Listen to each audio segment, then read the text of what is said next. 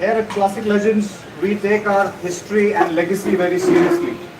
And the launch of Java last year, the resurrection of Java, was a testament to that. Today, we are here to add another chapter of narrative to the Classic Legends story. We're going to build on three pillars of Zen, legacy, and a certain bratishness that refuses to take the safe path. Without further ado, I present to you the three amigos and leave it to you to guess who's the Zen, who's the brat, and who's the keeper of our legacy. Welcome the three amigos. Brat is common. Welcome, sir. Adam is Zen. The legacy. Legacy is also common. I think as far as these three categories that Ashu spoke about, legacy is pretty clear, Baman. They're the only Parsi out here. We know who that is. Given my vintage, I have legitimate claims to the Zen character. That comes with age. And I don't think there's any prizes for guessing who the brat is here. Is there? Brat is fine, but I'd say Anupam has a bratishness, but a brat with a soul. I've known him now deeply with the way he does things. Really, Anupam. Hats off. Thank you. I think for me it's like a movie. I was there 1 year back and now the screen opened and the super says 1 year later. It doesn't feel like it to me. I think I still have the same pony. You look better and you're still handsome. And may that never change. But what a year this has been. It's gone like the wind. We've ridden hard. And I think the best way to show it is with a little movie. Can we have the movie, please? What should Mahendra be doing? Where should we be going? And he gave a one-word answer. He said Java.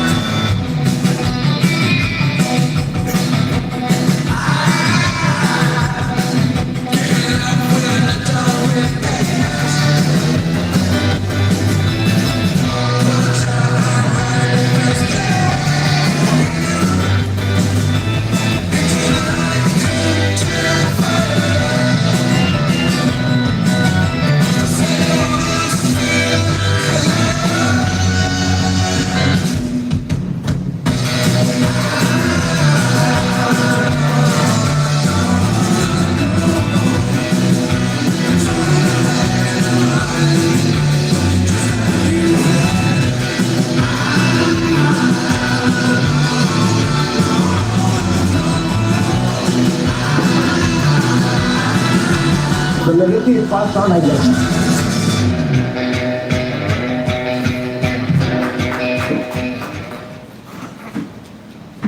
Thank you guys.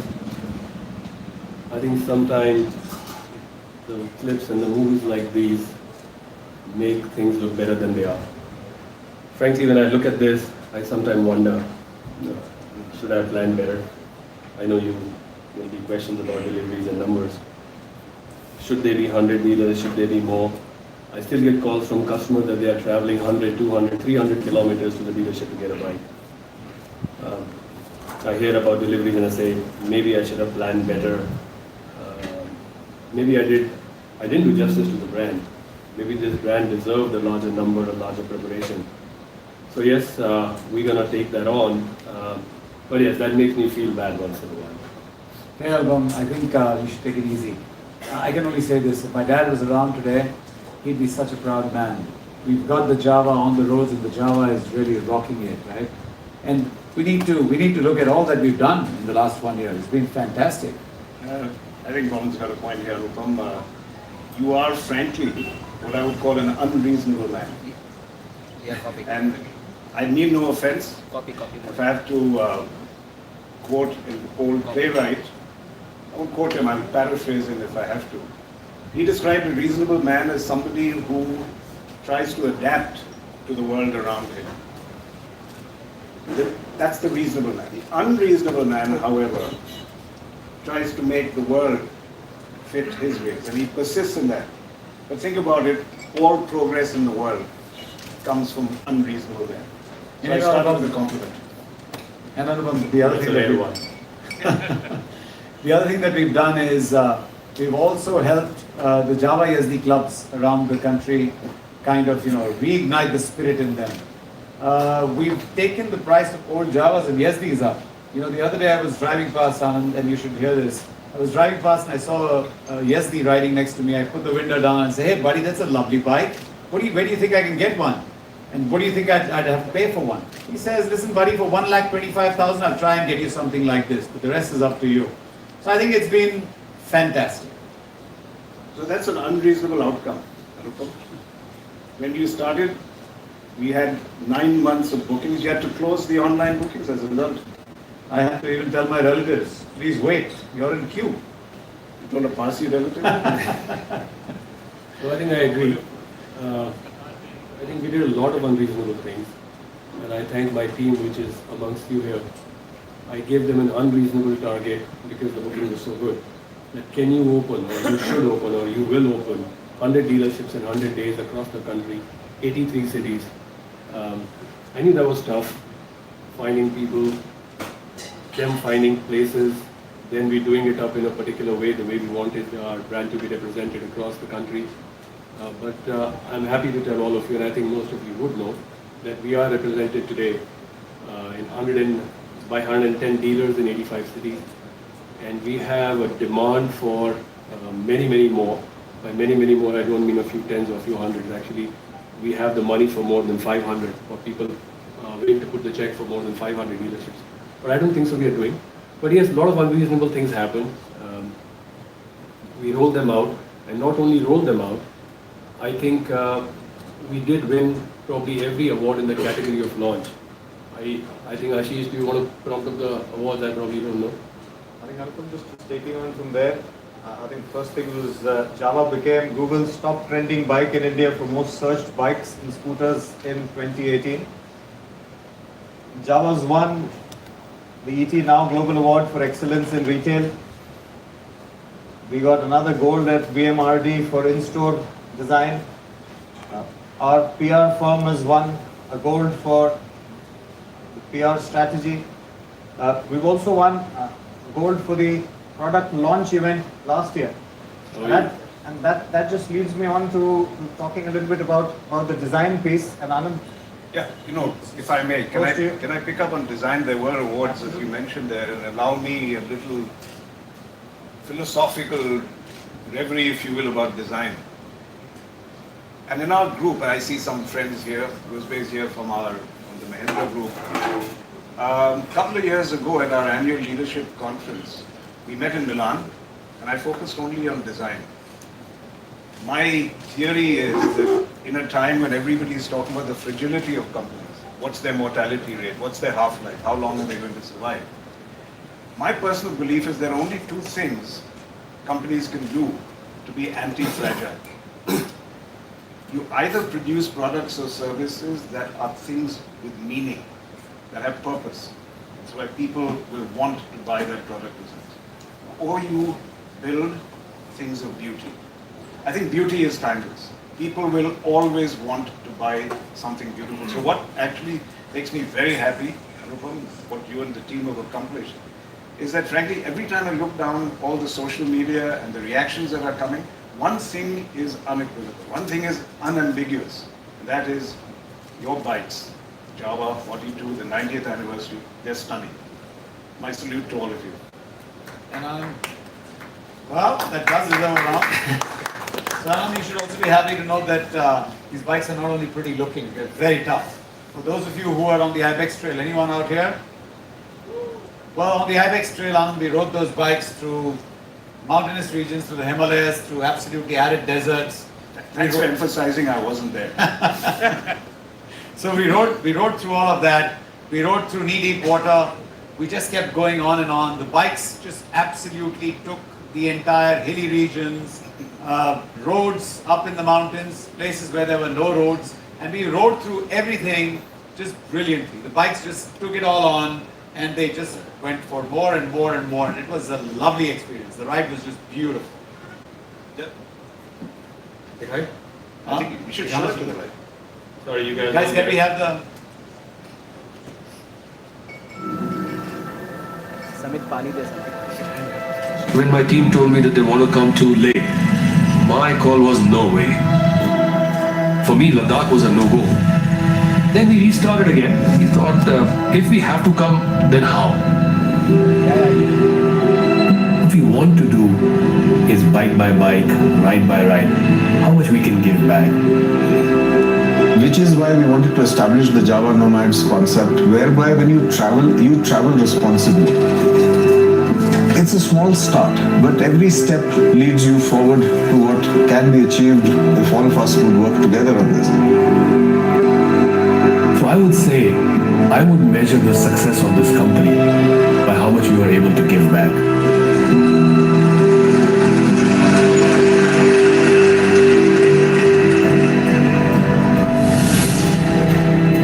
जब आप आए तो आपने बोला कि ये जो reason है उसको आप बिल्कुल बारीकी से देखना चाहते हैं और वो जानना चाहते हैं कि यहाँ पे किस तरह की मदद लोगों को दी जा सकती है और मैं मौका अपने आप से गंवाना नहीं चाहता. I have come here after a very long time, but I think I made a mistake not coming here for so long. Sometimes you find yourself in the middle of nowhere, and sometimes in the middle of nowhere you find yourself. It's so peaceful to kind of get a break and be up here. It's really lovely.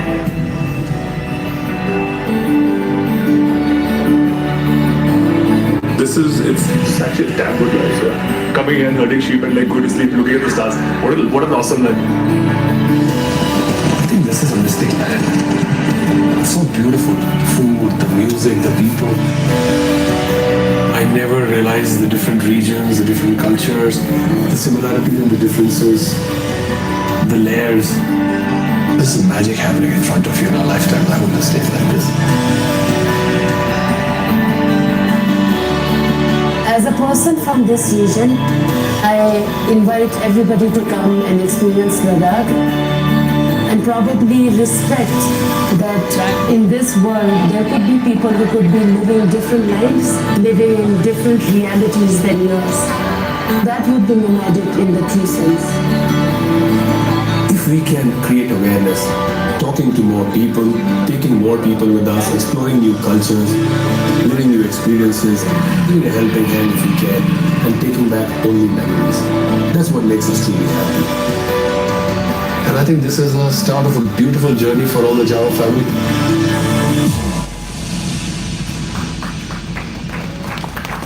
Thanks. What really comes out is the sharpness of that blue sky. Yeah. You know what's happening in Delhi. I just came from Delhi and you can see I'm coughing and drinking water. Look at that. But Ashish, tell me, all that was beautiful. The bikes did well. How did they fare afterwards? What was the experience in terms of their endurance? Anand, I would like to say the terrain was tough, but the bikes were tougher. They just took it all in their stride. And when we checked these machines later, and what we found in Ladakh was the stock machines were performing better than the little mods that we had done there. The ground clearance 165 mm for sure. We thought it might just be enough. It was perfectly fine there. Not even the bash plate on the machine was getting hit, and the brakes. Even the single channel, the drum brakes in the back worked perfectly well. The other thing that I would like to point out was we had a lot of amateur riders, people who were in there for the first time. Reference. People who were riding there for the first time, and yet they found it very easy to ride on this machine. The torque on this one, the way it builds up in the low end and the mid range, just perfect for the heights. And we rode through 3 passes there, 3 of the highest passes probably in this area. Absolutely fine. For not a single problem on these machines. For an amateur rider, I was riding through water that was up to here, and just riding through boulders, roads, no roads, whether wild mules run.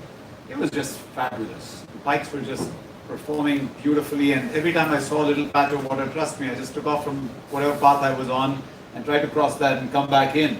I had a great time, and that video brought back so many memories. We should do it again. It was brilliant. It's okay. What fell? Okay, so you know what? If you're riding and you don't want to follow the pilot, obviously you're going to not know the route, so you're going to go all out. And that's all I did. Riding is in my blood. I keep falling. That's part of the game. But I keep rising back again and riding some more. And we had a beautiful time. But that's really not as important as the part about where we gave back. And I must say, Anupam, great move. We actually interacted with the Pashmina herders, and we found out what issues they faced. We were interacting with the army, the soldiers, those widowed in war, and then we were interacting with the local people. There was so much to learn. I think, Anupam, we should throw some light on that. Let me throw some light on how we fell first. I'm not kidding you. This guy, there was a pilot. I think Urvashi was the pilot or Udit was the pilot, and this guy, a little kid in the candy shop, wants to overtake everybody and show he can ride fast. So he's going through the water, and unfortunately, the friend of mine, so I have to be behind him and making sure that he's not going crazy. And I see this big water actually flowing, big river flowing coming there. And this guy he just increases the speed every time it comes, right? They go, kuch nahi hua, right? And he just goes through it. And he picks up a spot where I can see his bike has gone down. And I know he's going to come back with a thud. And in the front, there is a big boulder. So I'm thinking, will he go left? Will he go right? Okay, if he goes left, then I need to go right. But these are all split-second decisions. And this guy goes straight into the boulder. Right? So I'm like, what did you just do? And he falls. And unfortunately, I couldn't navigate, so I go on the same side. So I go over his bike, thankfully not over him. And then I stop and I pick him up and I pat him on, like, give him a biker's pat. And the first thing he says, "Yeah, my bike theek hai." I'm like, are you kidding me? Are you okay? He's like, oh, that gear lever looks a little bent. Can we change it? And 2 minutes later, 3 feet water, we were taking dead weight of the bike, and he was back on the bike again. That's kind of a crazy power you have when you have a partner like Thomas. It was great fun. Let me get back to this. I think that's a good point. I think give back was a very important thing, but I want to tell, we created a bike in a category where it's all about macho, it's all about big bike, 300cc, Ladakh. But I think there is a new biker code which we want to talk to you about. I think that biker code is, I would say, about more stories, more awareness, more sensitive, more aware, maybe even more witty. I think that's the biker code which we are trying to create with this. And give back, I think, is a very important leaf in our playbook. So we are not going to give a ride, we're not going to have that cliche carbon footprint thing. We're actually going to give back to the society, and I think there are the 5 series of these films that are going to come on telly. Please do watch. And in there we have Army, we have what we did with the Pashmina, we did with the music and culture of the region. We actually did a lovely thing on music and culture. We got this internet sensation, and we told him, play with the local guys. And if you can make the local guys internet sensations, then imagine what happens to Ladakh, how Ladakh comes up. So yes, it was beautiful, Bhavan. Anand, it was absolutely beautiful. What I like, Anupam, is that you guys did this on your own, but it aligns brilliantly with the larger Mahindra Group philosophy. And just the other day, just a couple of days ago, we had what we call our annual Rise Awards at Mahindra. And what I said at those awards was that you use your head to measure certain metrics which are financial outcomes. The Rise Awards about measuring the size of your heart. And finally, at the end of the day, our survival as a company is going to depend on how large our hearts are, not about the bottom line alone. So again, kudos to all of you for what you did. In the Forever Heroes thing, the option is also... I was happy to be there at that time. I think what Anupam's referring to is that there was an auction we held for auctioning off the first bikes that we rolled off and sold. The first 13 bikes, I think. And I remember we raised almost $1.5 crore for the war causes, for veterans, their widows, etc. And then, of course, we all bid for the first bike. That got my heart in my mouth for a while, but we managed to get that first bike. I don't know where the hell it is, Anupam, but that's why I thought. No, I think so. Overall, I think great. Thank you guys for coming. This is 1 year. We haven't gotten back to you for a year. I know a lot of you have approached us, but there was a reason.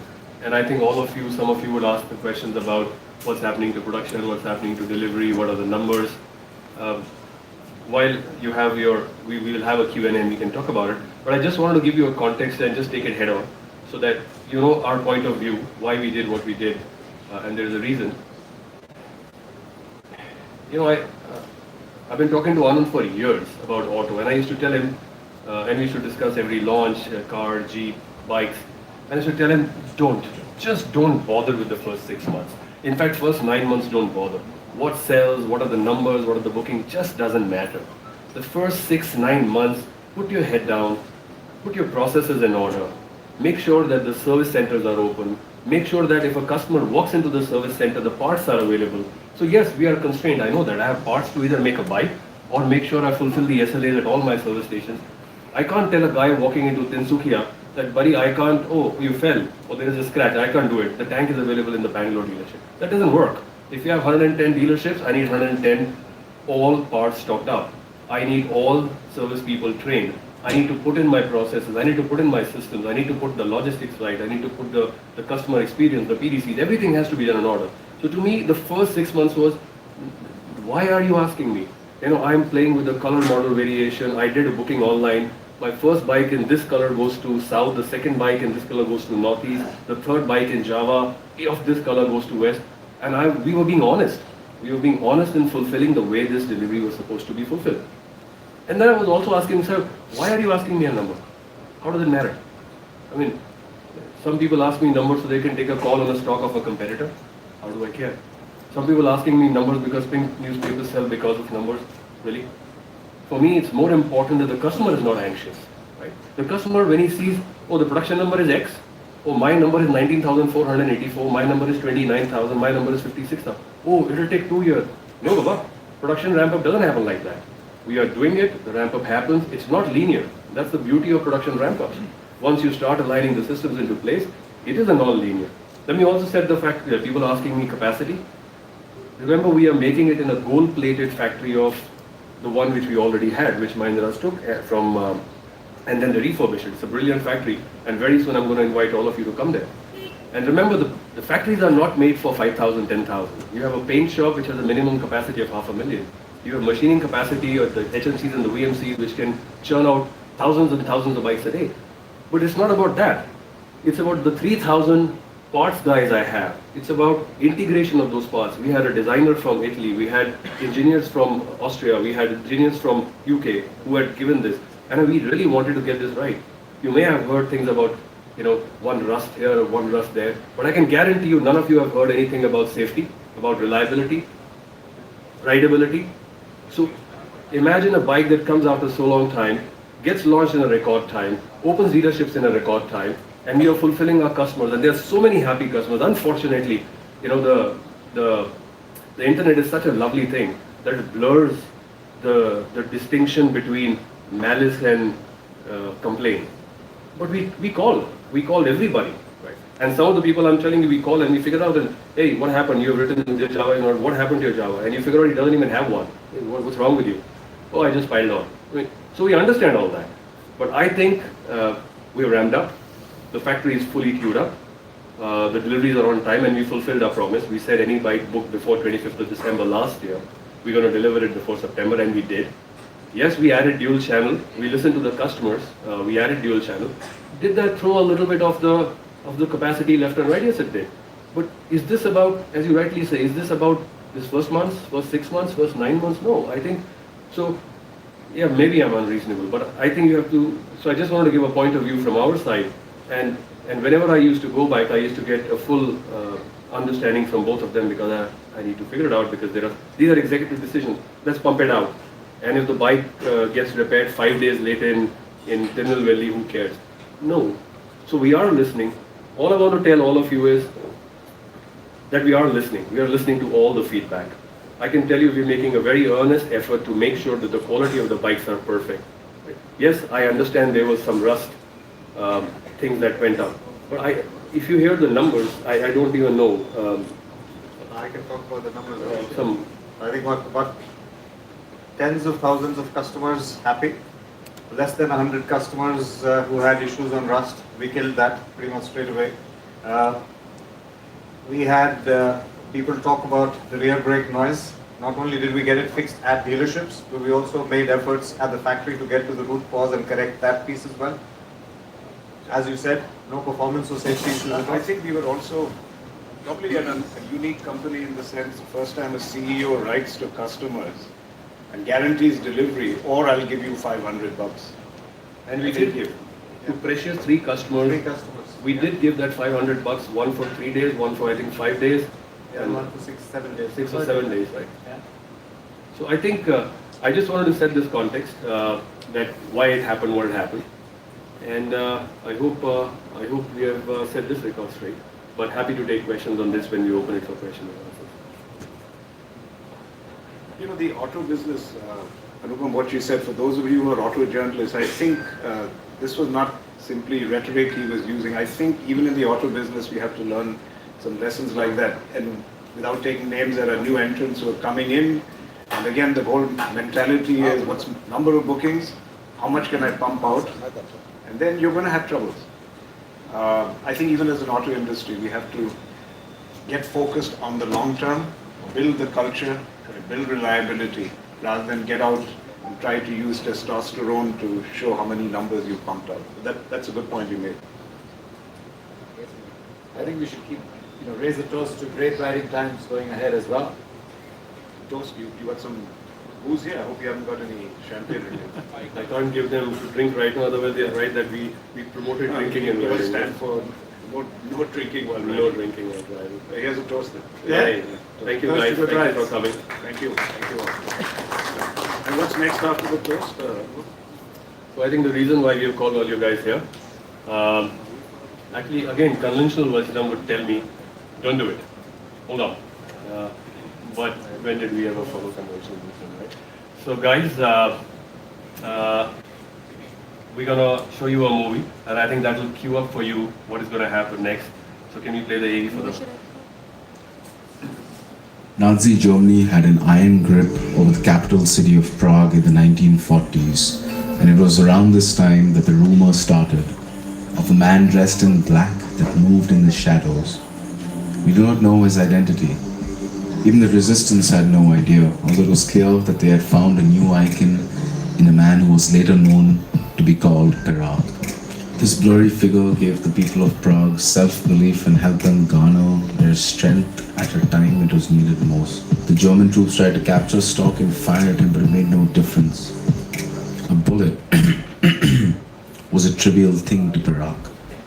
On the night of 8th May 1945, when the ceasefire was ordered at the end of World War II, a familiar figure was said to have been seen riding a motorcycle out of Prague in the opposite direction of the Red Army, letting loose a whistle that rang through the streets of Prague as he rode into the night.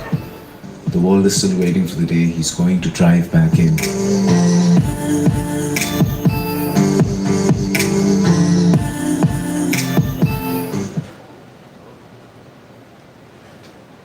Alright guys, so I think you've got a cue. So we're going to introduce you to the dark side, and that's been the theme for us for Perak. And I would request you guys to play the Perak film before we can show you the bikes.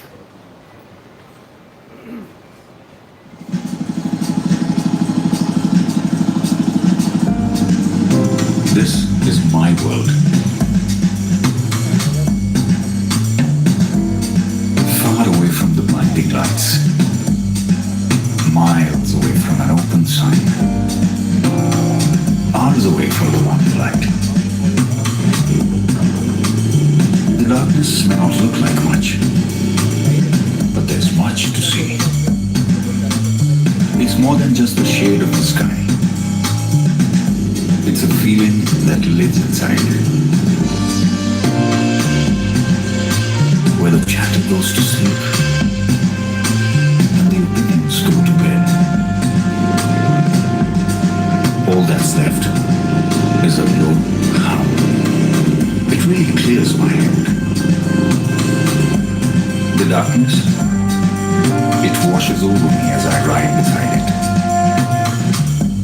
It fills up my lungs.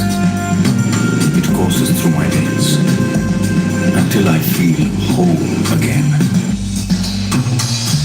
Because only in the dead of the night do I truly feel alive.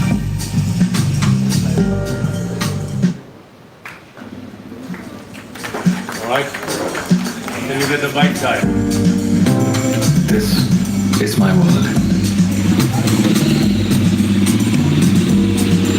Far away from the blinding lights. Miles away from an open sign. Hours away from the morning light. The darkness may not look like much, but there's much to see. It's more than just the shade of the sky. It's a feeling that lives inside. Where the chatter goes to sleep and the opinions go to bed. All that's left is a low hum. It really clears my head. The darkness, it washes over me as I ride beside it. It fills up my lungs. It courses through my veins until I become whole again. Because only in the dead of the night do I truly feel alive. Let them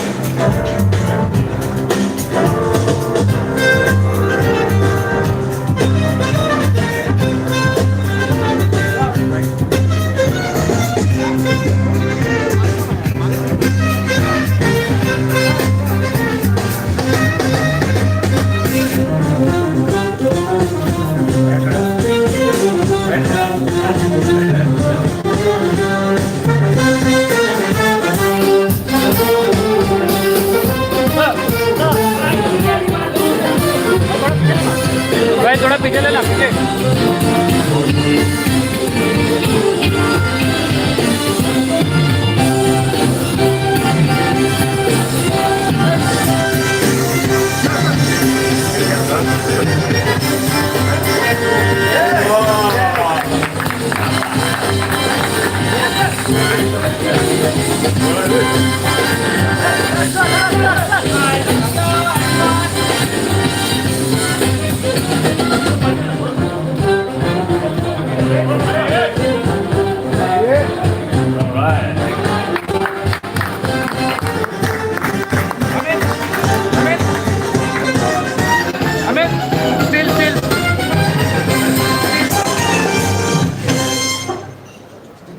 You've got dark, brings up notions and conjures up notions of vigilantes and stealth. All of that. Is there another beautiful story behind it?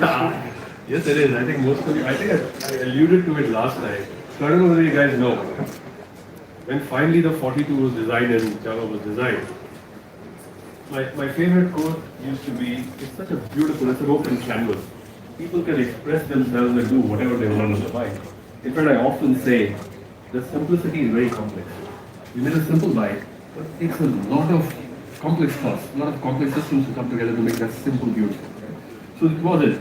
And I told them the first thing now you do is make a bubble for me. I need a single seater, I need a monoshock, I need tubeless tires, I need this color, and I need to increase the swing arm, and I need to put forged parts at the back so I can drag it. And that was just a repartee I was having with my team. And next day morning when I come in for the review, they actually have, of course not so beautifully done, it was still brushed aluminium tank, but the silhouette of the bike was there. And they actually did it in night. And there is a gentleman called Shane, which some of you would know. So there were two people who were instrumental behind my intervention and they did it. And I couldn't just say anything else, but you know what?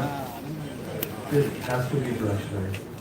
We have to do this. You know, the story there, and you forgive me for going into another philosophical reverie about what kind of company we are. Because the story you just told, it's about the old world of manufacturing, where craftsmanship was at the core.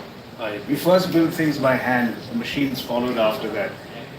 I hope, Anupam, we'll never lose that craftsmanship, because as a company, when you heard him talk about the kind of philosophy we have, about deliveries, about getting it right before you start pumping out numbers and boasting about them, when you talk about your heart, I think that goes back to an old world of craftsmanship, where people had pride in what they did. And frankly, that is the DNA that I think we all need to build. But enough of my philosophical rambling. Ashish, you want to give some more details about the bike? Yeah, absolutely. Guys, if I could request you back, these machines are going to be here. You can take as many pictures as you want. We'll just get into a little bit of a technical presentation about this machine.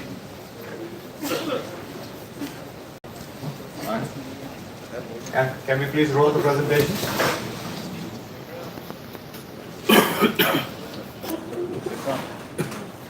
All right, brilliant. So this picture of the machine that we had showcased last year, compared to the pictures of the machine that we have in front of you. Guys, am I audible? All right, brilliant. Okay, so you will see here, this is a fully engineered, production-ready motorcycle, which carries all the cues from the bike that we had showcased last year. Now, let me talk a little bit about the motorcycle per se. It's got a redesigned swing arm. You can see that the machine is quite long. In fact, the wheelbase is 1485. The bike has a floating seat with an integrated tail lamp in the back, bobbed fenders, fatter tires, the stealth paint scheme.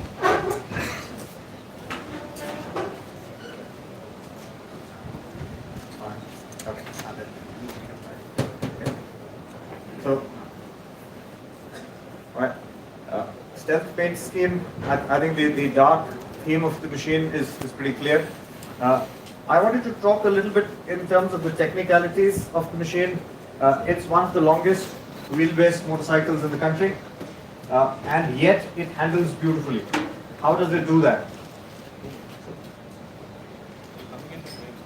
I'm going to go back. The swing arm was redesigned, the frame was redesigned with a lot of forged parts. We ensured that there was stiffness of the machine, which was quite linear in terms of how it flowed from the front to the back. The CG of the machine was redone. The weight distribution about 50-50 on either axle. That aids the machine with straight line stability. Also, the long wheelbase helps. But the torsional rigidity or the longitudinal axial rigidity of the frame is completely different story. So the stability of this machine, the ride quality, the handling of the machine comes out not only from the suspension but comes straight in from the frame. So I can actually name the forgings that have been used, but just giving you a number, there are about 9 forgings on the frame itself, and then there's 4 again on the swing arm. All of that adds to lightweight, yet the class-leading stiffness. And guys, with my 25 years of riding experience across the world, a motorcycle in this category of this wheelbase, I think this is easily one of the best handling machines, not only in India but in the world. We're going to quickly talk about the engine on the Perak. We had mentioned to you guys, it's a 334cc, 30 horsepower, 31 Newton meters of torque. It's also got something which is called cross port.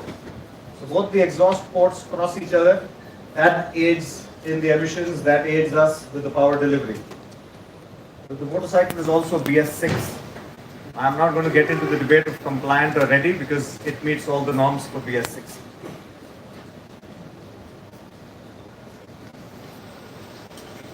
The ride, and again, I keep coming back to the ride of the Perak. This is what this machine is engineered to do. The ride and the handling is absolutely spot on, and once you guys get hold of this, you will experience that for yourselves. The other thing that is differently done to the Java or the 42 is the monoshock in the back, also the optimization of the front suspension. And as I mentioned to you, because of the CG distribution, the bike sits lower. So that is where we are in terms of the specialities on the machine. This bike is going to be available again with dual channel ABS. Now, with a bike this long, you need to have soft activation of the ABS. We've had Continental work on the ABS, and they've been happy to certify this as one of the best set ABS systems that they've worked upon. I was riding this one the other day, and I completely forgot that it had a long length. So that's how beautifully it was riding.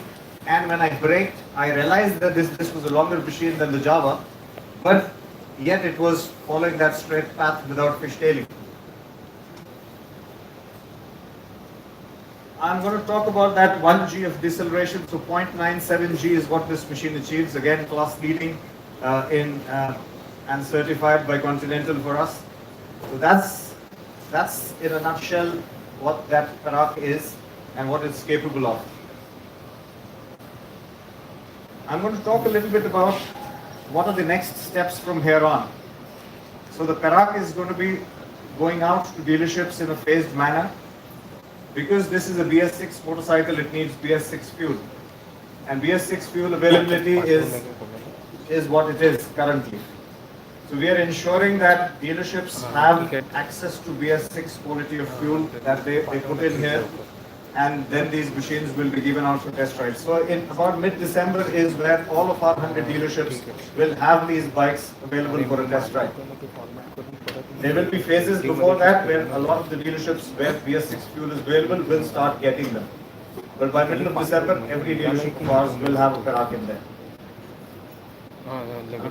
Over to you. Thank you. So as I said, the only thing different we are doing from last time is last time we showed the bikes, we took the bookings, a few months later it came and the delivery started from April or probably May.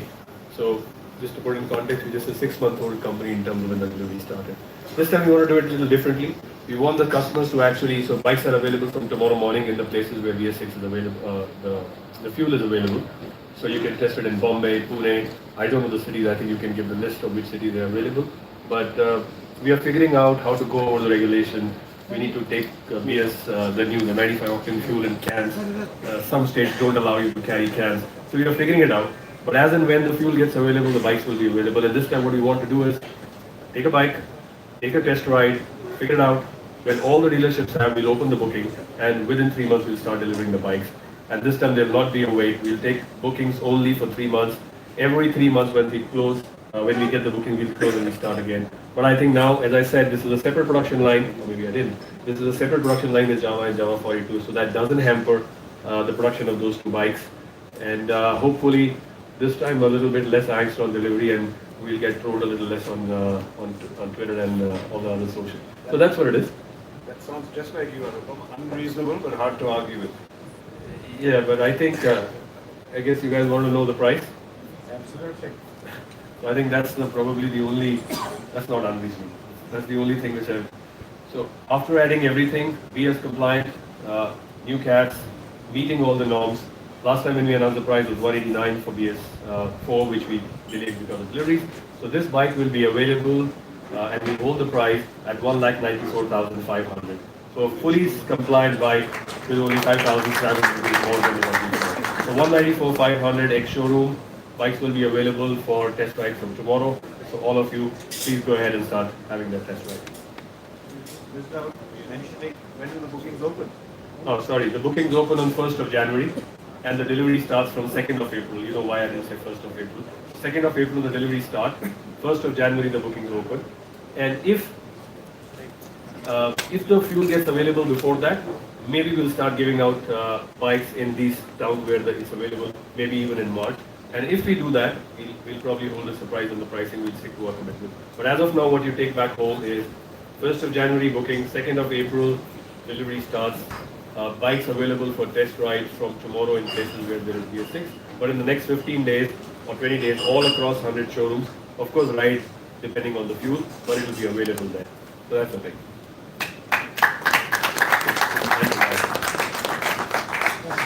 Now we can open it up for question and answer if you have one.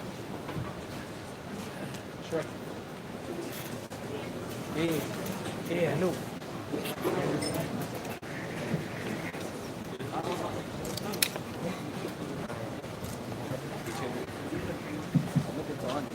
Hello, yeah.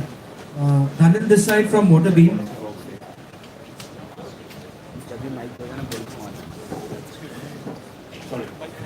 So Dhanil this side from Motorbeam. I want to know the reason why you changed the ergonomic triangle. From the last time that was there, the position was very aggressive. The reason to change that triangle. You're talking about comparison between the older one and this one. So it's actually not changed. It hasn't actually changed. Because when we do the measurement, it's exactly the same. Maybe the visual of it, because the bike has gone lower. The CG has gone a little bit lower, which is why you might feel that. So we haven't changed. That's what I thought.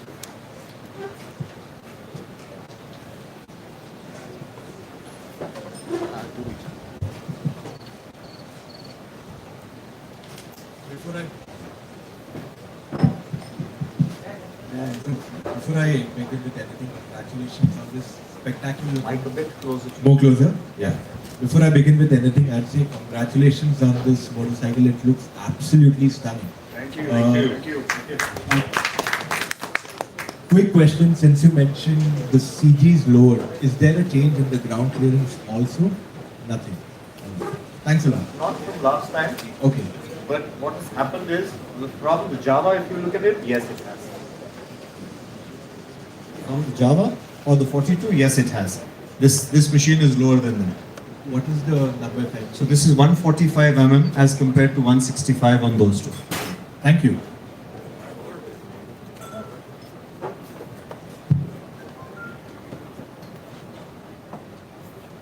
Looks like we have done something, floored them either with the beauty of the bike or scared them. Here comes Adil. How can he keep that? Boban, you have been riding and crashing or crashing and riding all your life.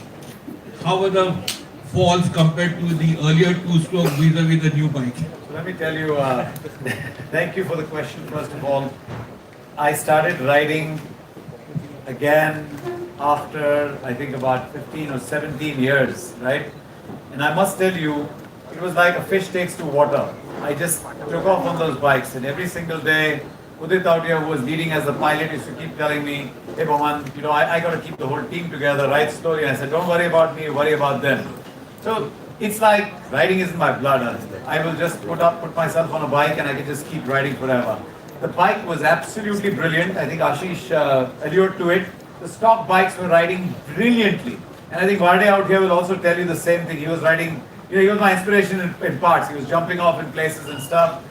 So we had such a lovely time. This was this one incident when I was going through water and I was just riding like crazy. All I did was fly off the bike. A big deal. You pick it up again and ride again. What's the big deal in that? How did you land? I landed beautifully.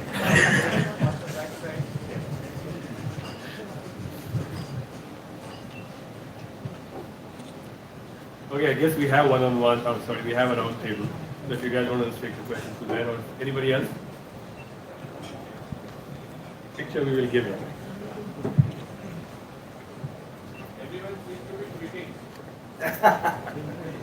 You know, I saw a guy with his arm injured. Big guy. Reminds me about Monty on the ride. You remember? It's crazy. You guys will see those stories of the thing. But thank you so much. I hope you like the bike and happy to interact with you after. Thank you guys.